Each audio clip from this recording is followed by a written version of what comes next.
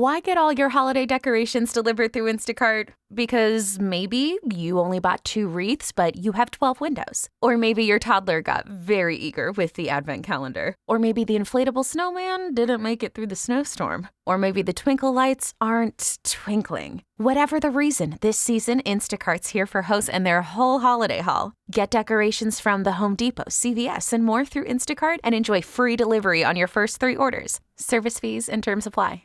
The holidays are all about sharing with family. Meals, couches, stories, Grandma's secret pecan pie recipe. And now, you can also share a cart with Instacart's Family Carts. Everyone can add what they want to one group cart from wherever they are. So you don't have to go from room to room to find out who wants cranberry sauce, or who should get mini marshmallows for the yams, or collecting votes for sugar cookies versus shortbread. Just share a cart and then share the meals and the moments. Download the Instacart app and get delivery in as fast as 30 minutes. Plus, enjoy free delivery on your first 3 orders. Service fees and terms apply.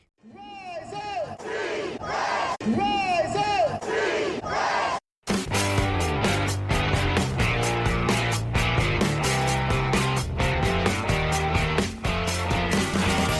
This is the Rise Up See Red podcast, all about the Arizona Cardinals and the NFL, featuring insider and outsider perspectives. Enjoy the best hour of Cardinals talk on the web.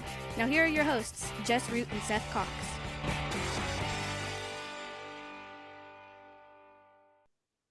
Hello, Arizona Cardinals fans, and welcome to the latest edition of the Rise Up See Red podcast, the best hour of Cardinals talk on the web. I'm your host, Jess Root, from Cardswire.com, the USA Today NFL Wire site, covering, of course, the Arizona Cardinals, and it is Week 12. It is Cardinals-Seahawks. This is episode 616, and this is the first of 2 preview shows that we're going to have this week. Seth and I looked at the bye week. We made some predictions for the NFC West and the remaining games left on the schedule as the Cardinals sit at 6-4 atop the division, surprisingly so, with the rest of the NFC West all bunched together at 5-5. They come out of the bye week to play the Seattle Seahawks, and in this episode of the show, a guy you might recognize in terms of name, I've got Kole Musgrove, now in the position as the managing editor of Seahawks Wire, our sister site in the NFC West, up in the Pacific Northwest. Kole, you've been on with us a couple of times to preview the season. Thank you for joining me, and welcome officially to the Editors Club, if there's any sort of club that anyone would want to belong to, but we're part of it. We are. I think we should get some members-only jackets. But, nobody can see because we don't do video on the podcasts, but it'd be, it's just like we would feel good. Closet. Yeah, yes, we would feel good. 100%. We would know. We would know. We would know. So, hey, Jess, thank you so much for having me on.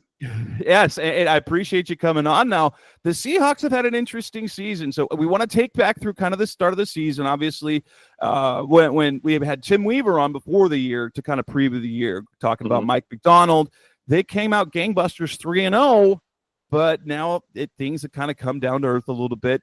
They lost 5 out of the last 7. Can you take us through, Kole, kind of what led to the fast start? What were the major reasons for that? And then what kind of has happened since then? So the fast start, and it's interesting you mentioned fast start because in those games, the Seahawks didn't look exactly like world beaters. I mean, that first Broncos game, they had 2 safeties in the first half. They had some muffed punts, some weird interceptions, but then ultimately just kind of took over the Dolphins. They got it to a 17-0 lead, and then kind of took the foot off the gas and took it to overtime against the Patriots. The biggest thing, I was looking back now in that first 3-0 start, the Seahawks were playing a bunch of tomato cans. I mean, they had Bo Nix in his first start as a rookie. I mean, I know Bo Nix is tearing it up right now, but he certainly was not in his first game as a pro in Seattle. Then they had Jacoby Brissett, who is he's fine backup, but he's no longer starting. And then they had the Dolphins carousel of not just their backup, but then their third stringer, Tim Boyle, was playing it at some point. So they were playing. I mean, they were certainly not playing Pro Bowlers by any stretch of the imagination. Then they hit the Bills and the Lions. And I know the Niners are struggling, but then they hit the Niners when they were getting hot, the Rams on their hot streak. And they kind of got there's some talent. There's still some talent gap. I mean, I know the Seahawks have never gone into a full blown rebuild. That's just not in John Schneider's DNA.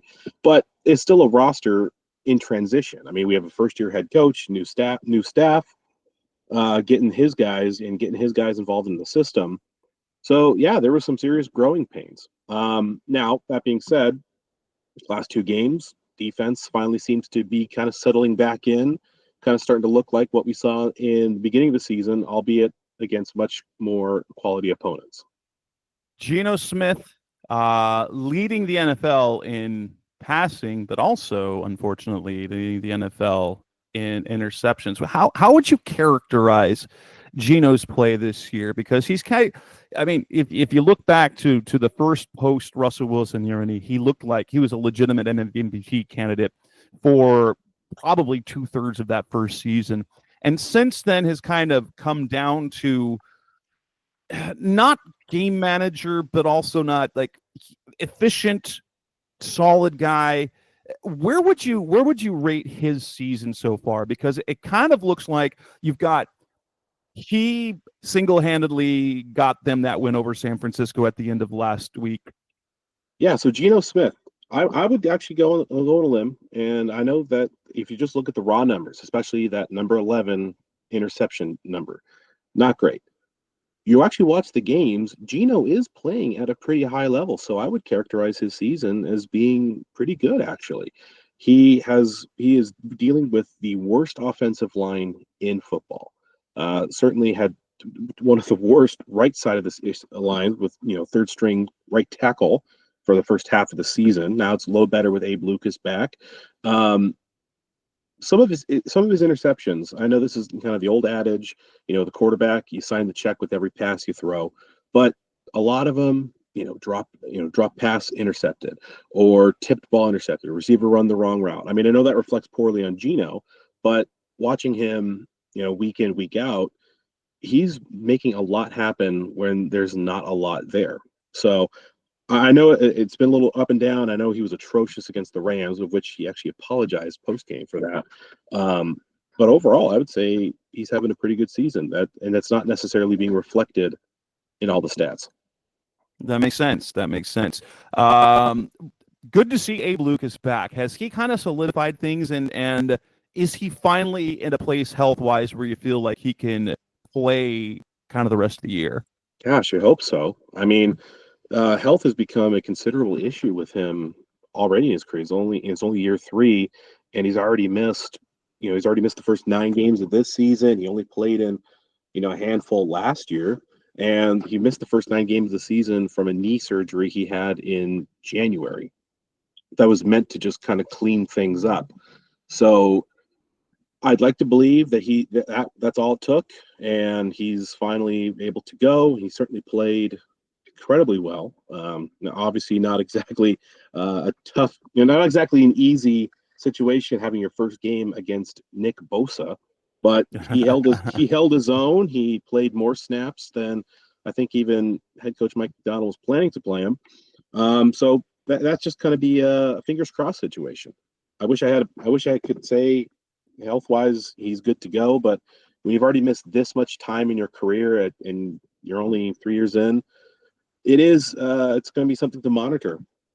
Ken Walker missed a couple of games this season. His rookie season, super explosive. Last year was more workmanlike. This year, statistically, it looks pretty workmanlike again. Where is he at? Because when I remember as a rookie, and at the time, defensive coordinator Vance Joseph looked at him as a special runner. What do you say about him in it's year 3, right, with him? Mm-hmm. Yes, it is. Where is he? I know that Zach Charbonnet gets a decent amount of touches, but what has been with Ken Walker? Where is he at in his development and his impact offensively? Ken Walker is an absolute stud. I'm incredibly high on this guy. He's someone who is a threat to take it to the house anytime he touches the ball, provided, again, the offensive line that gets no push can actually open something up for him. The biggest frustration with Kenneth Walker hasn't been with Kenneth Walker this year. It's with new offensive coordinator Ryan Grubb, who's had a few games where he just kind of seems to forget that Ken Walker is healthy and in the lineup. I mean, there was a game not too long ago, I believe it was the Giants game. He only touched the ball 5 times. Ooh. That is not a winning recipe. There's some frustration. I mean, Grubb, I think, has been, for the most part, much clear upgrade over our previous offensive coordinator, Shane Waldron. And if there's any Bears fans listening, I'm sure they can attest to the Shane Waldron experience. But there's still some issues here or there where the Seahawks just are too quick to abandon the run when they don't need to. Now, granted, that could be twofold. The offensive line is not giving them many options to do a little ground and pound action like I think that they want to. Makes sense. You're obviously, with the passing yardage production, you're getting good numbers. Jackson Smith and Jigma leading the way with 60 catches and 678 yards. DK Metcalf has got over 600 yards. Tyler Lockett approaching, even at age 32, approaching 475 yards. Still looks like he's playing really, really well. You get Zach Charbonnet. He plays. Does Seattle do a kind of a platoon type situation, like a shared carry, or does Charbonnet do more on passing downs than Walker? Charbonnet is kind of the more physical runner. So I think that if they would truly commit, they could have a really good thunder and lightning situation going on. Typically, they use Charbonnet in short yardage situations, goal line. Kenneth Walker is kind of more of the home run hitter. Charbonnet, again, just change of pace, physical runner. I love the duo. I think it's a great combo to have. And Charbonnet has shown that without Kenneth Walker, he can still be an impact runner. Okay. Defensively, Mike McDonald obviously coming over from Baltimore, where he put together one incredible defense. Statistically, they're sitting in the bottom half. Like, you would know that 22nd in yards allowed, 21st in points allowed. They are 15th against the pass, and not so great against the run, 27th against the run, also nearly 5 yards a carry. What has been the story defensively? It's interesting because it's not rare that we go this long without seeing the Seahawks, and now we get to see them 2 of the next 3 weeks. So it's going to be interesting to see this version of Seattle compared to what they would have been early in the season. Well, isn't it kind of funny? I mean, obviously, when the schedule comes out, every fan, every writer, every editor, every media person pours over the schedule like it's scripture, right? They're circling, well, what games do you want to see the most? When do you see your division opponents? When's your bye week? And despite that, I found myself the other day going like, gosh, do we even play the Cardinals this year? Really late. And then it's like, oh, here's the Cardinals. Oh, here's the Cardinals again. Like, it's almost like the schedulers are like, oh crap, we got to schedule these 2.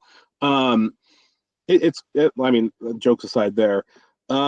Defensively, what's the biggest change the Seahawks have made is they completely have retooled their linebacker position. They went into the season with Terrell Dodson and Jerome Baker. They went cheap, or budget, I should say. They let Bobby Wagner and Jordan Brooks walk, and they went with 2 veterans on 1-year deals, and neither of those guys are on the Seahawks right now. Yeah. Jerome Baker was gone in a trade to get Ernest Jones IV, who has been an absolute revelation. In 3 games, he already has 37 total tackles. Ernest Jones, he makes no sense because, like, he was really good with the Rams. They trade him to Tennessee, and then Tennessee wants to get rid of him.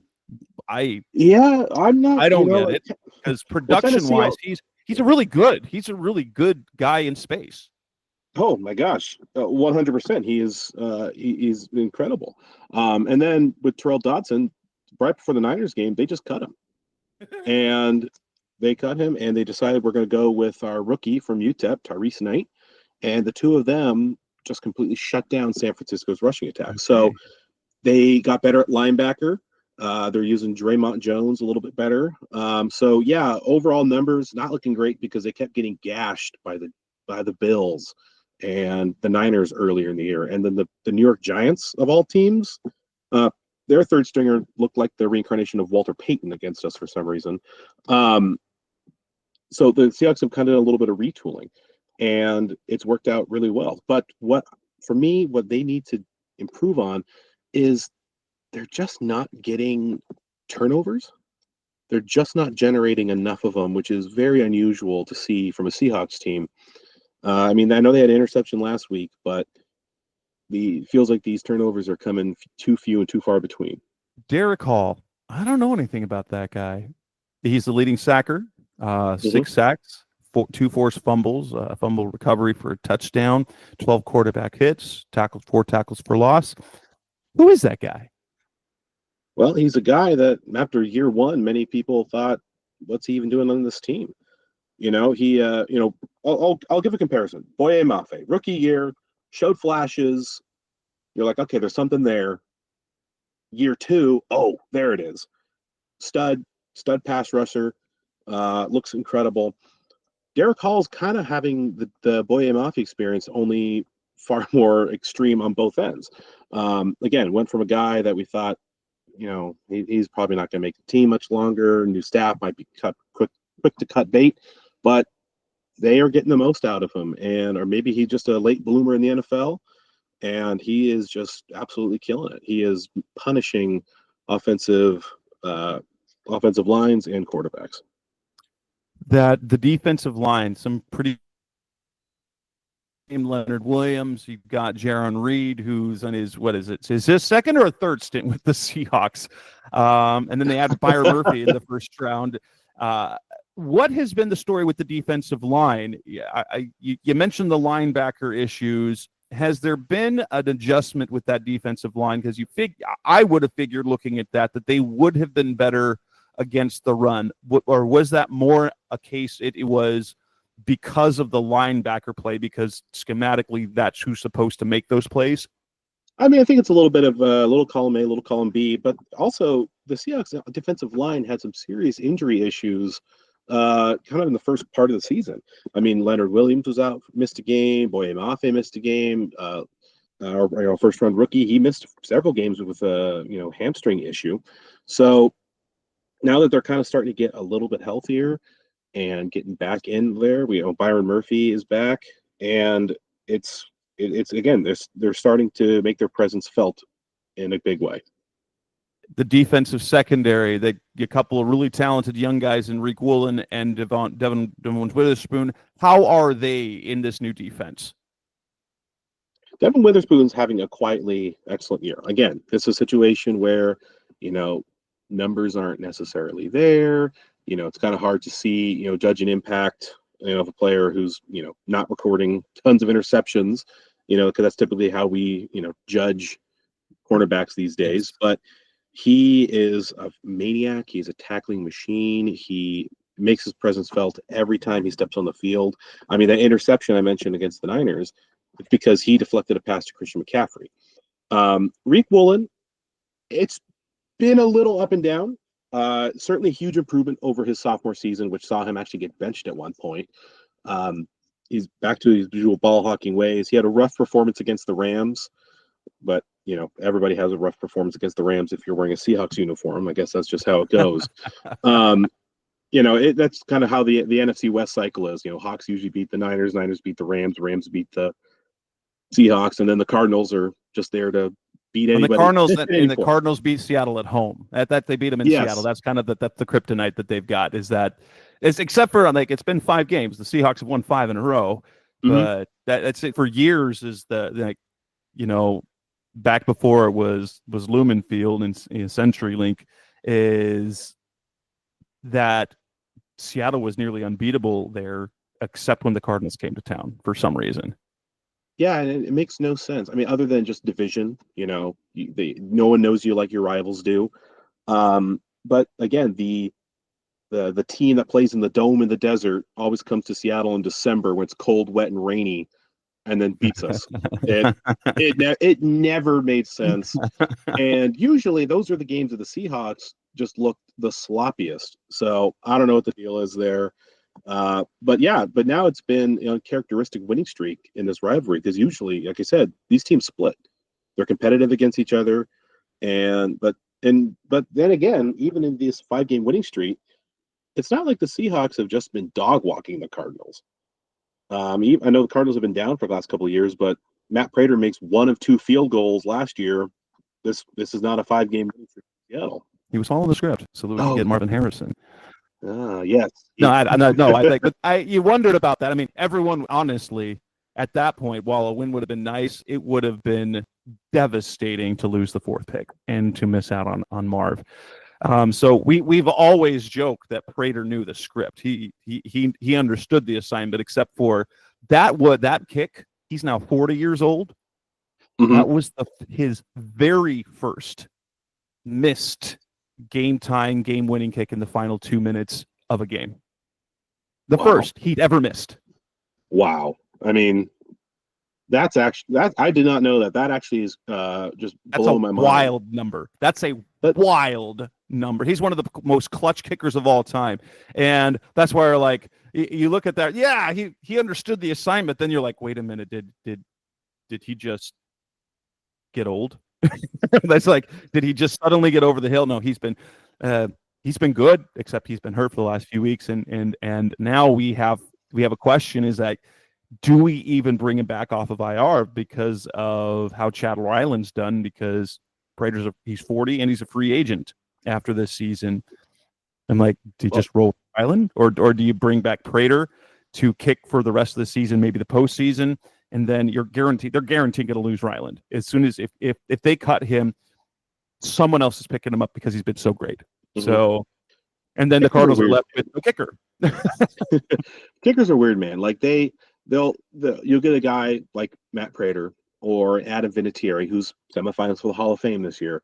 They'll be good forever and ever and ever, and then all of a sudden, boom, they run into the age wall out of nowhere. I mean, shoot, even Justin Tucker.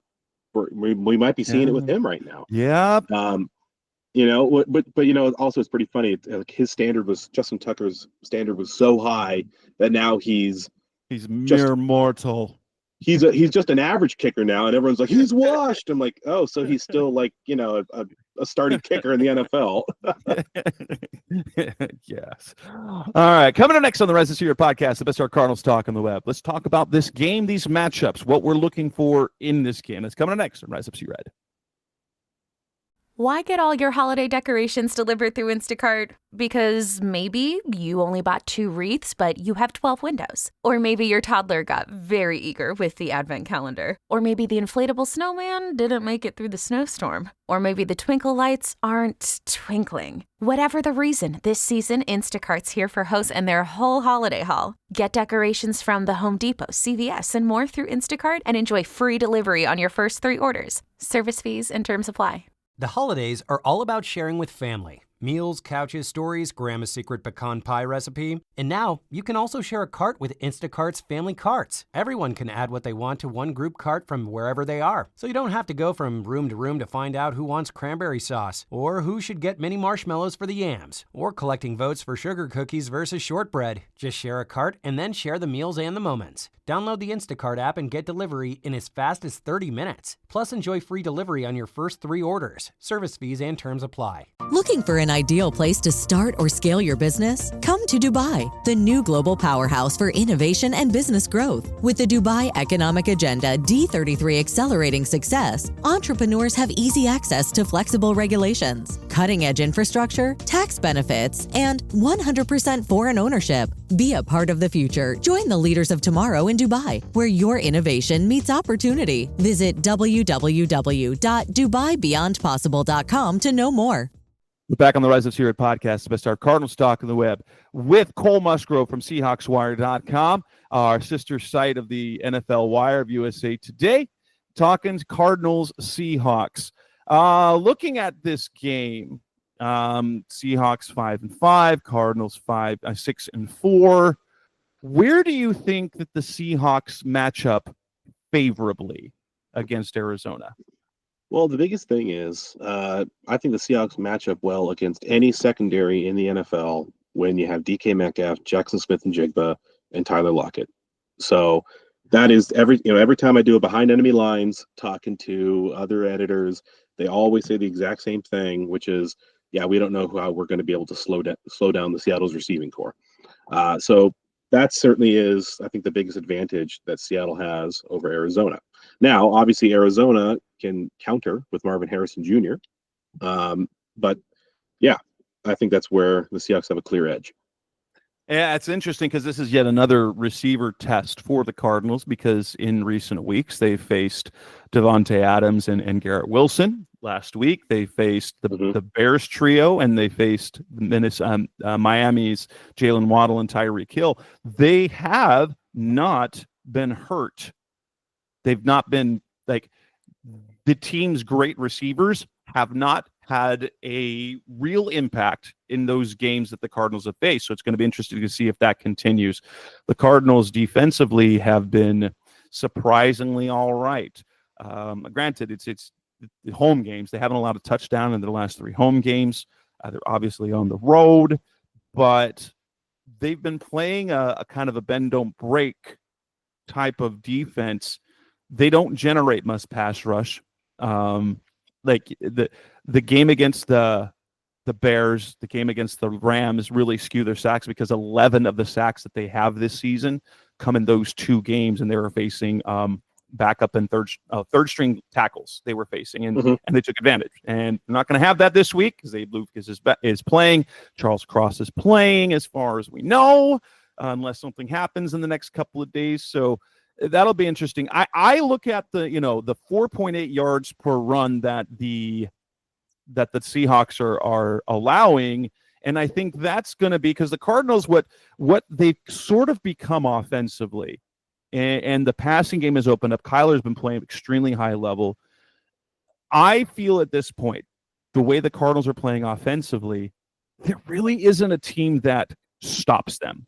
There's no one that is shutting them down. When they struggle, it is their own mistakes. So I think this will come down to which defense makes a stop or which offense makes a mistake, I think is kind of how this lines up, because I think the Cardinals will be able to move the ball against Seattle.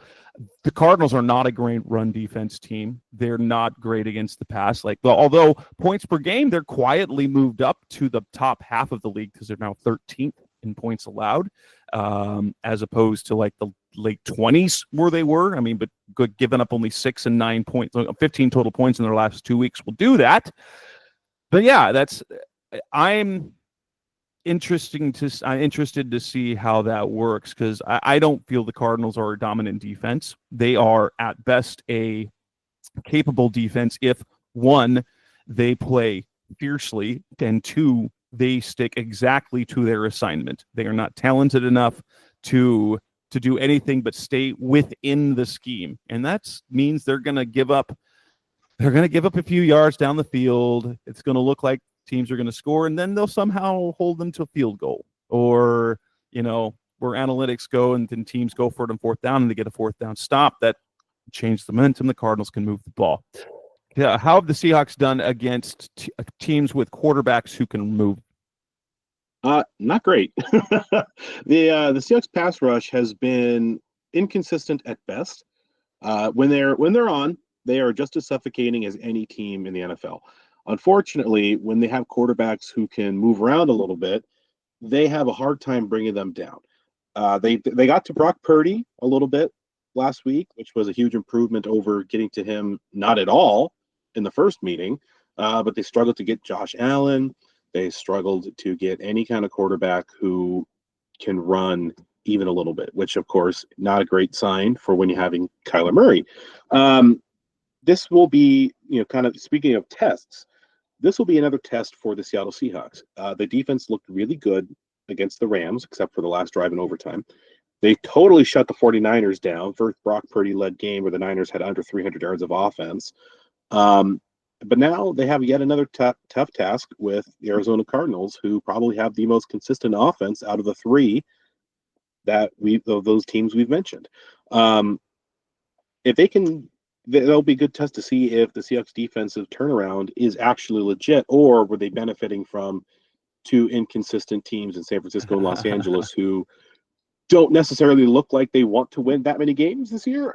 They are. Neither one of those teams makes sense right now. The 49ers, the 49ers just keep getting nicked up, and they just can't get out of their own way, it feels like. And for me, it looks like they are a classic case of Super Bowl hangover. Totally. It's 100% that.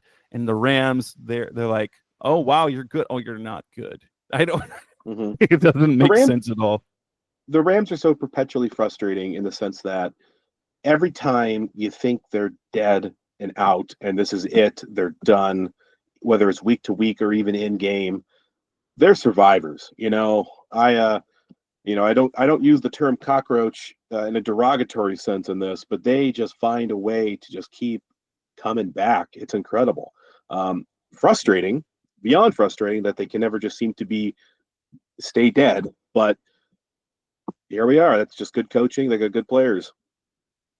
The rush guys, you've got Draymond Jones, Derek Hall, Boye Mafe. Where do they typically line up in terms against the opposing offensive line? Do you get Hall or Jones more over right tackle, left tackle? Usually we have Jones kind of on the outside. Usually he's kind of had a lot of success over right tackle. At least that's what they started using him there more against San Francisco, and he just he bullied them. And Hall will line up again, probably more so against Paris Johnson and Boye Mafe. Boye Mafe, I've seen him used in a number of ways. Right, they move him around in rush situations. Yeah, he's kind of wherever they need him to be, and whatever matchup they can create best for him to wreak havoc. Are we going to get more Witherspoon or Woolen on Marv likely? Usually, you're probably going to have more Woolen, because Witherspoon usually is playing slot. Okay, and usually, so he could. Honestly, we could see a lot of Witherspoon then on Marv because they do like to move Marv inside sometimes. So they move him around a little bit. So I think it looks like we might get some of all of it. Oh, I mean, I for one can't wait for those battles between whether it's Marv versus Woolen or Witherspoon. It's going to be incredible. It's going to be good television. Certainly, I'm happy to have Marvin Harrison back in my fantasy lineup this week, even if it isn't going against the Seahawks. I've got a question then for that. Are you starting him? To be determined. I you know what? I may be forced to because I got some unfortunate what is it? Six buys this week. So oh no. I may not have wow. I may not have a choice. Because that's one of those ultimate tests. I'm like, they're playing your team, but he's on your fantasy team. How much do you trust your team, and how much do you want to win your fantasy matchup? That is yes. Well, all I'm saying is, if Jamar Chase was playing this week, he would be getting the start. Well, that makes sense. I mean, honestly, you should probably start Jamar Chase over almost all the receivers, given the option. The option. Good. Any other matchups in particular that you have your eyes on, that you're going to have your eyes on in this game? Really, to me, I think I know this is maybe this is just kind of a cop-out answer, and maybe it's not even really a matchup because the quarterbacks never take the field at the same time. But really, I think we're in for a good quarterback game here. Kyler Murray has developed remarkably this year. And certainly he's evolved past just the one read, take off and run kind of guy. So he has turned into a legitimate threat.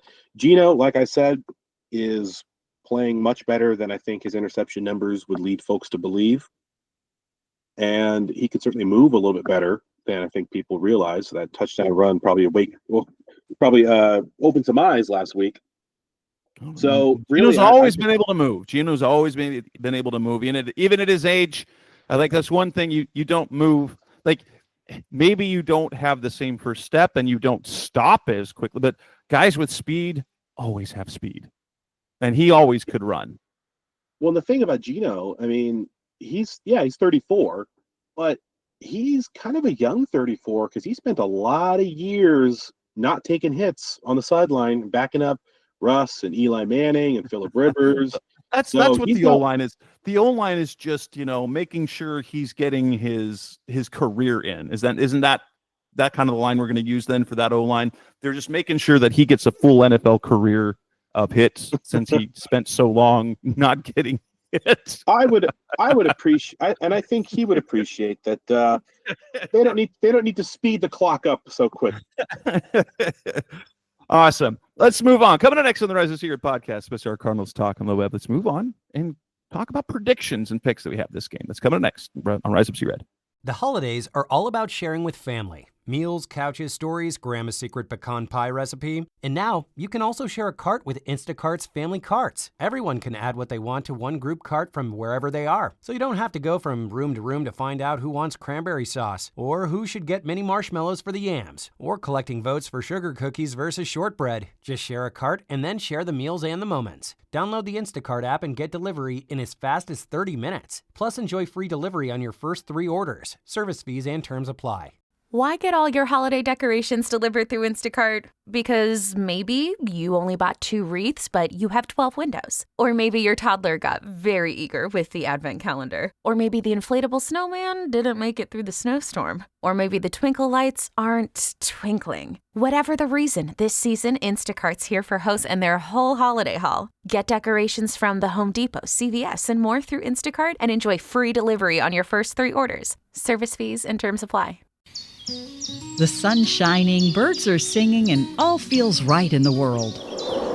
Until the season changes, and suddenly you lose your motivation to get out of bed. In fact, 1 in 5 people experience some form of depression, no matter the season or time of year. At the American Psychiatric Association Foundation, our vision is to build a mentally healthy nation for all, because we want you to live your best life and be your best you all year round. Please visit mentallyhealthynation.org to learn more.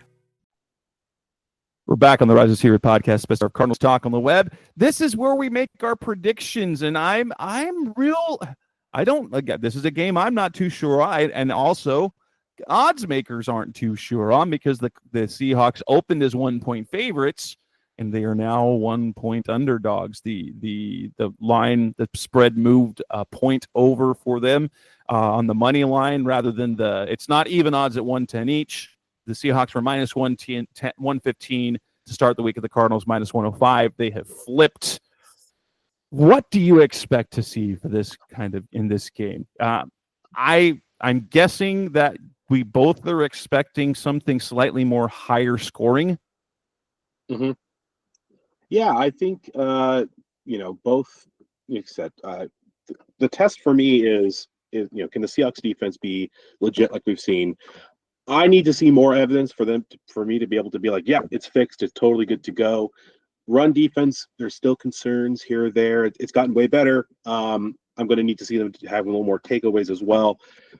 I think it's going to be a little higher scoring. I think the Seahawks have kind of had Arizona's number for the last few games. Obviously, we saw the Niners had the Seahawks number and that switched. So obviously that can happen. That can change at any point. But I think the Seahawks got a little mojo going after that big win over San Francisco. Cardinals coming off a bye might be a little rusty. I say Seahawks win 30-27. Ooh. And you know what that means if the Seahawks win, right? What does it mean? They're in first place? They're back in first place. They need the Rams to lose to the Eagles. Yeah, I mean isn't that crazy how the NFC West, I mean, it's the only division of football without a team with a losing record, at least for right now. That's crazy. That is crazy. I'd be happy to let at least one team do that this next week, if not 3 teams. Gee, I wonder which teams you're talking about.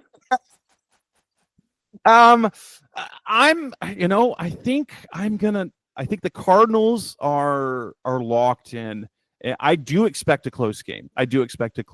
But I think I'm going to say it's going to be, 34-31 Cardinals. And maybe this time it's going to be the Cardinals' 4th game-winning field goal at the end of the game to win it this time around. I don't know. I like personally the matchup because I think the Cardinals are playing really well on both sides of the ball, and they're coming off a bye. And I think that the getting that if they win this game, like winning one of the two games against Seattle, I really puts them in a good position. Like if they win this week, they're 3-0 in the division. No one will have a head-to-head over them because they will have beaten each team once. And yeah, that would go a long way to carry them into the game they have next week against Minnesota. Do you think it's going to be more passing or more running? Is it going to be Geno doing his thing for Seattle? That's pretty much what it's been most of the year. Or do you think it's going to be? Do you think it'll for the Cardinals? Do you think it's more Kyler or Connor? Probably going to be more Kyler. Like I said, Ernest Jones and Tyrese Knight have shown that, at least, again, they've shown that they are a huge improvement at linebacker. But the pass rush, hard time bringing it down, speedy, mobile quarterback. So I think Kyler is going to have a pretty good day rushing. I think if the Cardinals are allowed to just run rampant on offense, it's going to be a long afternoon for the Seahawks. If the Seahawks can hold them to under 30, I like Seattle's chances. And the Cardinals have hit the 30 mark twice this season against the Jets and against the Rams. So that would be something. Anything else you predict will happen this week? Well, I'm going to say this. Geno Smith and the Seahawks offense is certainly a tougher nut to crack than the Chicago Bears and the washed-up corpse of Aaron Rodgers. So I think certainly. I'm not saying no touchdowns. They're not going to give up just 9 or just 6. I think this will be a fun, kind of like that Miami game, which was 28-27. Ooh, yes. And Geno, I think Geno will probably. Will he hit his over? They've got it set right now at 251.5 for passing yards. I like Kyler's over it because it's only 217 is what they have him for that. But I guess that will be impacted by the rushing, the run game. And we've got 70.5 yards is what they've set for Connor, 64.5 for Ken Walker, and nothing for Charbonnet. Geno, 14.5. Kyler, 27.5. I think definitely take Geno on the other because Geno has he taken much up it? Because I feel like that's one run. I think that's one run and he hits the over. Yeah. Certainly Geno is not one to just naturally take off and run unless there's a clear lane. I'd say so. Awesome. Any turnovers? You predict any turnovers in this game? Oh yeah. The Seahawks, I think Geno, at this point, him throwing another interception, it's becoming par for the course. That's true. They have turnovers in 8 of 10 games, and they have multiple turnovers in 1, 2, 3, 4, 6 of them. Although the defense has taken the ball away at least once in 4 straight games in 5 out of the last 6. So that's let's see. Okay, they've got to win. It's even in turnovers. They lose the turnover, lose the turnover, lose the turnover, even lose the turnover. Okay, we've got Seahawks play pretty much even to the money stat. Win the turnover battle, win. Lose the turnover battle, lose, even, and it's a toss-up. So that'll probably be the breaking point in the game. Whoever takes it away more will win the game. Absolutely. And Seahawks special teams is a little shaky at times. For some reason, they're getting kicks blocked and PATs, and every time D Williams catches a punt or kick, it's hold your breath time. I like that. So I think. I understand it's frightening and frustrating when you're watching it, but much as I like Cole, I don't like the Seahawks. So, oh man, stuff going wrong for Seattle. Oh no. It's funny. It's the kind of the vibe with the 12th man up here is we don't like the Cardinals when we play the Cardinals. Duh, nobody does. But it's the one NFC West team that nobody really. I don't want to say nobody cares about. It's because we don't bad. Just nobody has any hard feelings against the Cardinals, and I think it's been a while because the Arians era with Pete Carroll, it was like that. It was like that. There was a lot of dislike between the two teams. Bruce Arians he's the only person that's made the Cardinals unlikable up here. He was someone we'd love to watch beat. Awesome, man. That was Kole Musgrove from the Seahawks Wire. You can catch his stuff, of course. Go over to the Seahawks Wire, click on his stuff, and then come back and click on my stuff because that's where you honestly. Even though Seth got Revenge of the Birds, but honestly, and yes, go click on Revenge of the Birds stuff. But if you need Seahawks coverage and Cardinals coverage, there ain't nobody doing it better than the two of us over at Cards Wire and Seahawks Wire. Not to pat myself on the back beat, but I know I write more than anyone else on the Cardinals beat. There's no one that writes more than I do. And Kole kills it over the Seahawks Wire. You're just straight Kole Musgrove on the Bird app that's now an X app, right? Yes. Well, it's at Kole Musgrove 23. 23. And I don't know if you're still doing that. If you ever follow him during baseball season, he is the most optimistic Mariners fan you will find. And so, like at the beginning of the season, they're going to be 162-0. They lose again, they're going to be 161-1. I hope I can find that optimism again, but this year kind of might have broken me a little bit. Oh, hey, keep it up, man. Keep it up for sure. That's Kole Musgrove again. Thanks for listening, everybody. Thank you, Kole, for being on the show again. Hopefully we can do this in a couple of weeks and absolutely, and, and maybe have something different to talk about. I don't know because how are we going to break things down in 2 weeks as opposed to now? We'll figure it out. That's Kole Musgrove. Thanks for listening, everybody. Seth and I will be back tomorrow with our review show. If not tomorrow, it'll be later in the week. Depends on whether we get together and whether the odds are up for the props. So that's Kole Musgrove. I'm Jess Root. This is the Rise of Secret podcast. We'll be back again soon. Thank you. The holidays are all about sharing with family. Meals, couches, stories, Grandma's secret pecan pie recipe. And now you can also share a cart with Instacart's family carts. Everyone can add what they want to one group cart from wherever they are. So you don't have to go from room to room to find out who wants cranberry sauce, or who should get mini marshmallows for the yams, or collecting votes for sugar cookies versus shortbread. Just share a cart and then share the meals and the moments. Download the Instacart app and get delivery in as fast as 30 minutes. Plus, enjoy free delivery on your first 3 orders. Service fees and terms apply.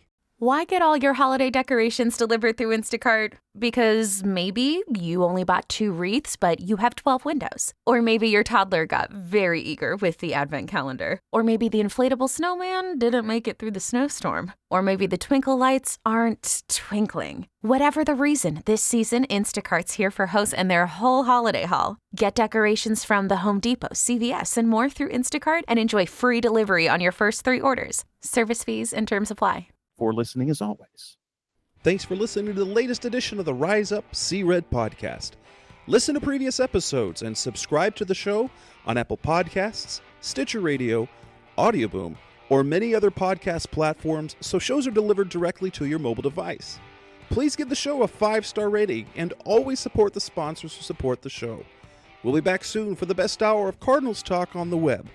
Rise up, Red Sea, be red, see red, and of course, Rise up, see red.